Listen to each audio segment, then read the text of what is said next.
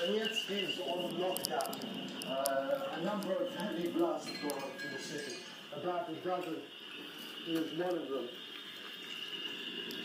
And this is something very heavy, caliber-wise.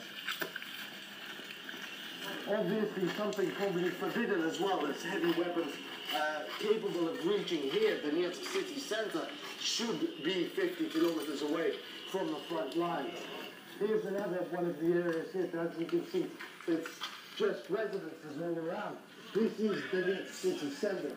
And since the ceasefire was implemented, it's only been very rare that shells have come this far. Now we've got a dozen here, dozen hits or so. Fire broke out here, for example, as you can see. This is only one little storehouse that's been hit. No military installations here of any kind. The nature of where these shells hit also tells us that this wasn't an accident. One shell landed over there, another 20 meters away from it. One more on the top of that building over there. That's supposed to be a dormitory.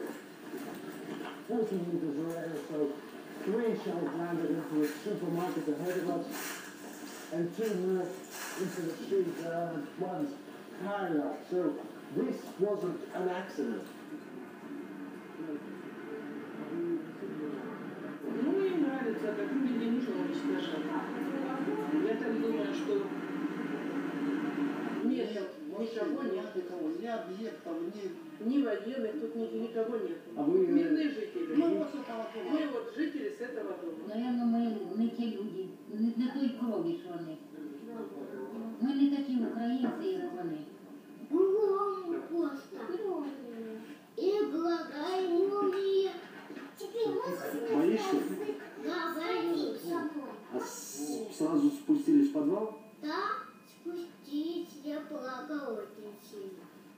Immediately after we left the area, shelling started again, and it sounded just as bad as the first time. We now know that a school and a hospital were also hit in this latest round of violence. But the Ukrainian government has commented. They said they would withdraw these weapons at least 3 kilometers away from the front lines, a distance that would make them largely ineffectual. But they also said they were ready to do this for the entirety, the hundreds of kilometers of the front line, with a few exceptions, then being hotspots where the ceasefire really hasn't taken hold. They hope that by doing this, they'll force the Ukrainian government to do the same. Negotiations between the two sides to that end have been ongoing, but so far without result. Even if the Ukrainian government gives orders to its military to withdraw such weapons, they may not follow. The volunteer battalions, for example, made trouble the last time around, where the Aida volunteer battalion refused to leave its positions in Shirokino. That eventually resulted in heavy fighting. So a lot of uncertainty, and the continued violence certainly isn't helping any efforts to resolve this conflict. Well, the co-director of Presenza news agency says Kiev should force pro-government paramilitaries to disarm.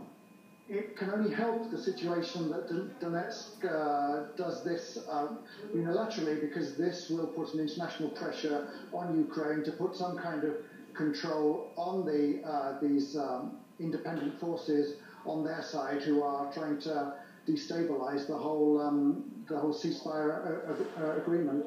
The government needs to do something about these groups. Someone is making money. There's someone in this whole situation who has got interest in making sure that these groups have their weapons and continue to destabilize the region.